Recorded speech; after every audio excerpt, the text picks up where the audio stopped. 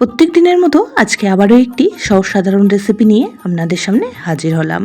আজকে বানিয়ে নেব কচু দিয়ে মসুর ডাল। অনেকেই হয়তো বানিয়ে খেয়েছেন, তবে আমি কিভাবে বানাবো সেটাই শেয়ার করব। নমস্কার বন্ধুরা, মাই কিচেন মাই ব্লগে সবাইকে আবারও একবার স্বাগত। আসুন তাহলে শুরু করা যাক আজকের রেসিপি। তো আজকে রেসিপি বানানোর জন্য এখানে আমি বেশ কিছুটা পরিমাণ গাঁটি কচু আগেই খোসাগুলোকে খুব ভালো করে ছাড়িয়ে নিয়েছি, আর এদিকে নিয়ে নিয়েছি এক বাটি মুসুর ডাল। তবে আপনাদের কচু বা মুসুর ডালের পরিমাণটা আপনারা আপনাদের হিসাব মতন কম বেশি করে নিতে পারেন। তো এখন মুসুর ডালটাকে খুব ভালো করে 3-4 বার জল পাল্টে পাল্টে ধুয়ে নেব। আর যে কচুগুলো খোসাগুলো ছাড়িয়ে রেখেছি সেই কচুগুলিও এখন ছোট ছোট পিস করে কেটে নেব। মুসুর ডালের রান্না খুব তাড়াতাড়ি হয়ে যায় আর ডালটা খুব তাড়াতাড়ি সিদ্ধ হয়ে যায়, তাই কচুগুলি এখানে একদমই ছোট ছোট পিস করে কেটে নেব। তবে আপনারা চাইলে একটু বড় বড় সাইজ করেও আগে সিদ্ধ করে নিয়ে তারপর ডালের মধ্যে দিতে পারেন। তো আজকে আমি ডালের সাথে কচুগুলি সিদ্ধ করব, তার জন্য দেখুন একদমই এইভাবে ছোট ছোট পিস করে কেটে নিচ্ছি। তো সমস্ত কচুগুলিকে এখন কেটে নেব, কেটে নিয়ে খুব ভালো করে ধুয়ে নেব। খুব সহজ সাধারণভাবে রেসিপিটি বানাবো, কোনো রকম ঝামেলা ছাড়াই এই রেসিপিটি তৈরি হয়ে যায়। আর গরম গরম ভাতের সাথে যদি এরকম একটি ডালের রেসিপি থাকে আর কিন্তু কিচ্ছু লাগবে না, এটা দিয়েই সবটুকু ভাত খাওয়া হয়ে যাবে।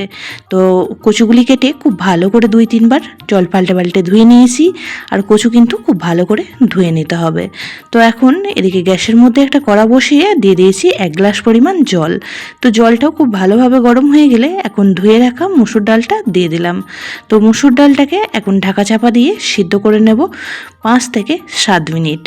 5 মিনিট পর ঢাকনাটা খুলে দেখে নিচ্ছি, ডাল খুব সুন্দরভাবে ফুটতে শুরু হয়ে গিয়েছে, আর ওপরে দেখুন অনেকটাই ফেনা মতো অংশ ভেসে উঠেছে। তো এই পর্যায়েই আমি ধুয়ে রাখা কচুগুলি দিয়ে দিচ্ছি, কারণ ডাল সিদ্ধ হতে হতে কচুগুলিও সিদ্ধ হয়ে যাবে। খুব ভালো করে একবার নাড়াচাড়া করে নেব, আর উপরে যে ফেনা মতন অংশটা আছে সেই ফেনা অংশটা তুলে কিন্তু ফেলে দেবো পরে। তো আবারও ঢাকা চাপা দিয়ে 5 মিনিট সময় নিয়ে রান্নাটি করে নিচ্ছি। তো 5 মিনিট পর ঢাকাটা খুলে দেখুন ফেনা মতন অংশ উপরে অনেকটাই ভেসে উঠেছে। এখন একটা ছোট হাতার সাহায্যে উপরে ফেনা মতন অংশটাকে তুলে ফেলে দেব।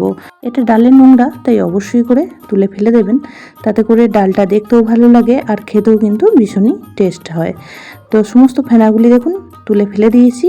তো এখন আবারও খুব ভালো করে একবার নাড়াচাড়া করে নেব। ডাল কচু এখন সিদ্ধ হতে কিন্তু অনেকটাই সময় লাগবে, তাই আবারও ঢাকা চাপা দিয়ে রান্নাটি করে নেব 10 মিনিট সময় নিয়ে। গ্যাসের ফ্লেমটা এই পর্যায়ে একদমই লোতে করে দেবেন। পুরনো বন্ধুরা সবসময় আমার পাশে থেকে আমাকে এতটা সাপোর্ট করার জন্য অনেক অনেক ভালোবাসা। নতুন বন্ধুরা যারা চ্যানেলে ভিজিট করছেন, চ্যানেলটি এখনও পর্যন্ত সাবস্ক্রাইব করেননি, তাদের কাছে অনুরোধ রইল চ্যানেলটি সাবস্ক্রাইব করে পাশের বেল আইকনটি অল প্রেস করে দেবেন। তাহলে আমি যখনই কোনো ভিডিও দেব নোটিফিকেশন সবার আগে আপনাদের কাছে পৌঁছে যাবে। তো 10 মিনিট পর ফিরে আসলাম, আর ডালের জলটা কিন্তু একদমই শুকনো হয়ে এসেছিল, তাই এখানে আমি আমার পরিমাণ মতন বেশ কিছুটা গরম জল অ্যাড করে দিলাম। ডালটা আপনারা ঘন পাতলা যেমন বানাবেন সেই হিসাব মতন এখানে জলটা ব্যবহার করবেন। তো এখন এখানে আমি দিয়ে দিচ্ছি একটা বড় সাইজের পেঁয়াজ কুচি, সাথে একটা বড় সাইজের টমেটো কুচি, 4 থেকে 5টা চেরা কাঁচা লঙ্কা, সাথে 1/2 ইঞ্চি আদা গ্রেট করে দিয়ে দিলাম। তো সমস্ত উপকরণগুলিকে এখন ডালের সাথে খুব ভালো করে মিশিয়ে নেব। আর আজকে ডালটা যদি এইভাবে বানিয়ে নেওয়া হয়, খেতে কিন্তু দারুণই টেস্টি হয়। যারা এখনও পর্যন্ত এইভাবে ডাল বানিয়ে খাননি, তো অবশ্যই করে একবার মুসুর ডাল এইভাবে বানিয়ে খেয়ে দেখবেন। আশা করছি সকলের খুবই ভালো লাগবে। এখন একটা কচু কেটে দেখে নিচ্ছি যে সিদ্ধ হয়েছে নাকি। তো কচুগুলি এই পর্যায়ে 80 থেকে 90% মতো সিদ্ধ হয়ে গিয়েছে। বাকি রান্নাটা করতে করতে কিন্তু কচুগুলি খুব সুন্দরভাবে সিদ্ধ হয়ে যাবে। তো এর মধ্যে এখন আমি বেশ কিছু গুঁড়ো মশলা অ্যাড করে দিচ্ছি। দিয়ে দিলাম এখানে 1 চামচ হলুদ গুঁড়ো, সাথে দিয়ে দিচ্ছি এখানে 1/2 চামচ জিরে গুঁড়ো, আর দিয়ে দেবো এখানে ঝালের জন্য 1 চামচ লঙ্কা গুঁড়ো। তবে আপনারা ঝালটা অবশ্যই আপনাদের পরিমাণ মতন ব্যবহার করবেন। দিয়ে দিচ্ছি এখানে পরিমাণ মতন লবণ। তো সমস্ত উপকরণগুলিকে আবারও ডালের সাথে খুব ভালো করে মিশিয়ে নিয়ে 2 মিনিট সময় নিয়ে রান্নাটি করে নেব। রেসিপিটি দারুণই হেলদি আর উপকারী।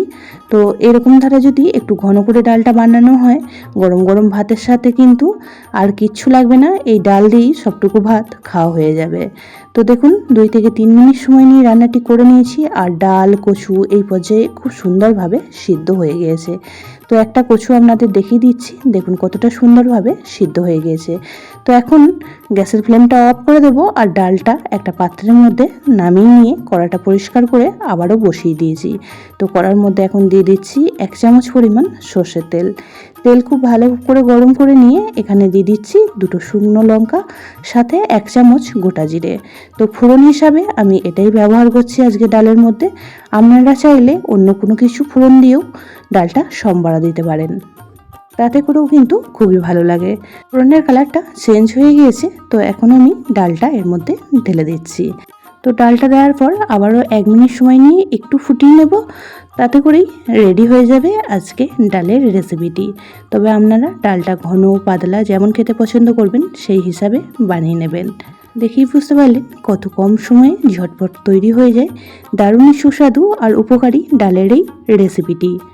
আজকে ডালটার মধ্যে শুধুমাত্র আমি কচু ব্যবহার করেছি, আপনারা চাইলে আরও অন্যান্য সবজি দিয়েও বানিয়ে নিতে পারেন, তাতে করেও কিন্তু খেতে ভীষণই ভালো লাগে।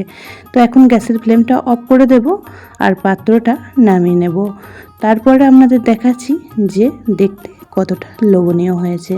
তো দেখুন একদমই রেডি পরিবেশনের জন্য। তো অবশ্যই করে একদিন বানিয়ে ফেলুন আর আমাকে কমেন্ট বক্সে জানান আপনাদের কেমন লাগলো। যদি রেসিপিটি কোনো অংশে বেশি ভালো লেগে থাকে তাহলে একটা শেয়ার করে দেওয়ার অনুরোধ রইল। সবাই খুব ভালো থাকবেন, সুস্থ থাকবেন। আবারও দেখা হচ্ছে অন্য কোনো ব্লগ বা রেসিপির সাথে। ততক্ষণের জন্য সবাইকে টাটা।